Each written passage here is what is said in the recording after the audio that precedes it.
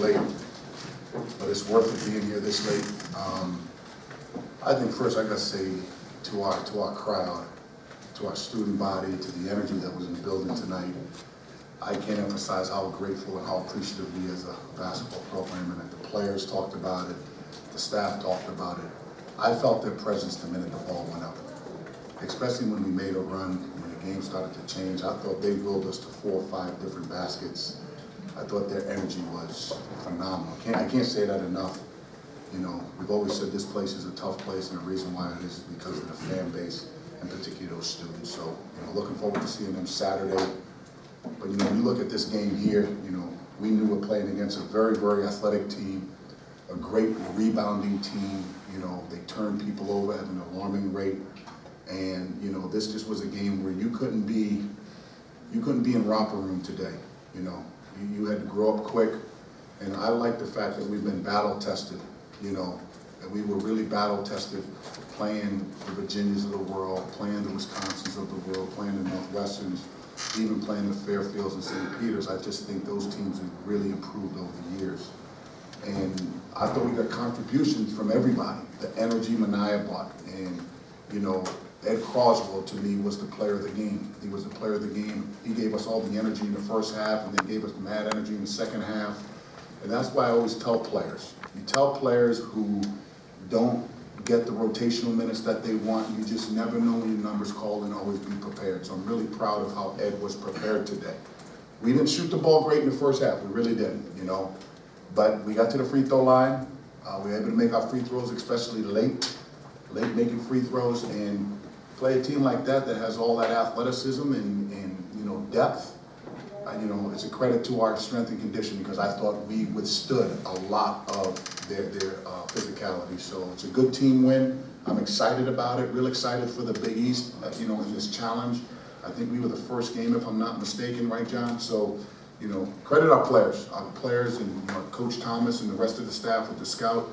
I just was fortunate enough to call a couple of timeouts and, you know, be part of this great win. Really good team win. Sorry to be long-winded, but thank my fans again, please. So all you guys that are showing this on TV, give those fans a shout out, because they were major for us today. And you're in trouble in the first half there. Obviously, Ed came in and gave you a big spot. You also changed the defense. Did you just see, just needed something to change that kind of flow? Yeah, they were in a great rhythm, and, you know, their first 4 to 7 points was like on, you know, bobble went in, and then they got a little comfortable. They turned us over, got some layups, got some offensive rebounds. But to the credit of the players, we didn't lose our composure. And, you know, we changed the rhythm of the game by going a little bit zone, and, you know, we were able to, you know, rebound out of it and transition out of it. Have you been happy with the zone in practice? Because we haven't seen that much yet. Really haven't played a lot of practice, to be honest with you, you know. I'll give all the credit to the staff. They said, hey, they think it'll be a good adjustment. Why don't we go to it? You know, it's something that we've had. When you got older players that can adjust on the fly, that's what a veteran team could do.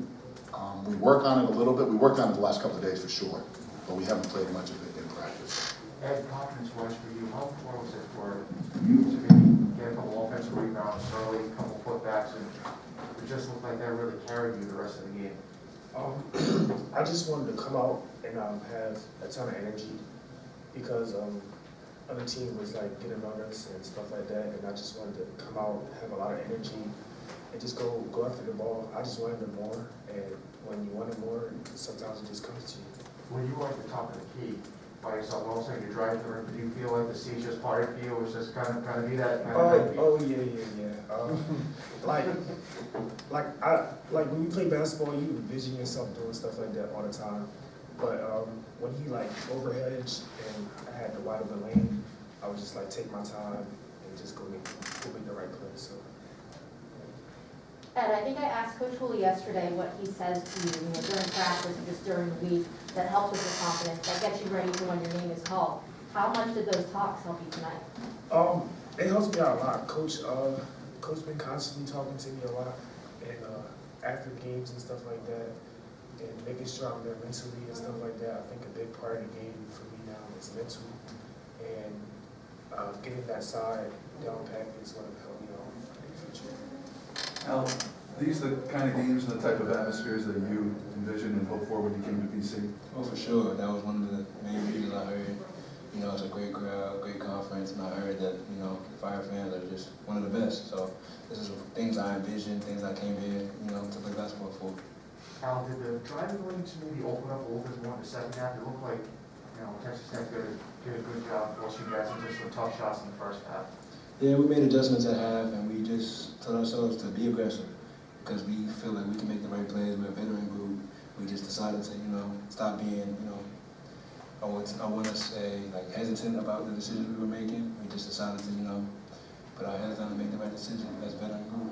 Now, you turned the corner a couple times with a little extra juice, if you know what I mean. Could you just sense that in the second half, that you just had to be a little more aggressive going to the basket? Oh yeah, because, you know, they were being aggressive on their defense, but, you know, you can't shy away. You got to be aggressive just as much as with them. And they, you know, gave me a few calls, and I was able to make a few plays out of it. Ed, realistically, does it take maybe a half to adjust to how intense they are defensively, how physical they are? Definitely is an adjustment. I've never played against Coach Beard or Coach Adams in that system. It's very disruptive. And, you know, I told the guys at halftime, we're not going to run a lot of plays. We have to play basketball. You know, we may call something, but if that breaks down, let's drive the ball. Let's play off of 2 feet as much as we can, and let's see the second side of the floor, because they really do a great job of flooding the midline. And I know I'm talking, you know, a different gibberish to some of you that don't understand the genre of basketball, but they really have 5 guys on one side of the floor. And in order to get it to the second side, you really got to do a lot of work. And I really I think we had maybe 20 to 30 points on the second side of the floor off the initial drive. So it's a credit to the players paying attention to it. It definitely is an adjustment. I mean, I'm glad we don't have to go against that every day. The Big East is just a different animal, and it's not that. The reason I ask that is you had a couple ball reversals, a couple diagonal passes from Nate out to the wing that got AJ open and off a little bit. He hit some big threes in the second half there. Those didn't seem to be combinations that you were hitting in the first half. Well, again, we really worked on that in our preparation, you know, and again, it takes not only the coaches some time to adjust, but the players as well. You know, I mean, those guys, you know, those guards are long. Those guards are a little bit bigger than you think when they're on the floor. From the crowd, they may appear like they're 6'1", but they're 6'6", 6'7", with really long arms. So I credit the players. The players look great on that adjustment, and they, you know, they calm you down in the huddle and yell at you, and that's what families do. They cuss you out in the huddle, which I love that a lot. So, you know, it's all good. It's all good. What were you doing to limit Nick so much? I mean, they crowded them. I mean, they just crowded them, and you know, they went baseline up. You know, again, another terminology. Again, because the way they play, there's always somebody under the basket off the ball.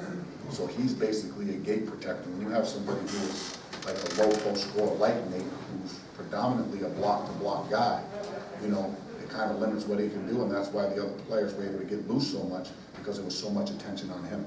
And how does a game like tonight prepare you for what you'll face on Saturday? I think it's going to prepare us well, you know. I mean, they're a very good defensive team. I love their length with their twins. Their guards have been playing outstanding. You know, I don't know if they won today. I hope they did for the, you know, just for the state of Rhode Island. We need all of our Rhode Island teams to play well. They're very aggressive defensively. We haven't played them in a couple of years. I know my players, as well as the staff and I, are excited to play in this rivalry game. What will you tell your team about those kids who haven't played in this game, what that's going to be like? It's going to be a close game. These games are close every single year.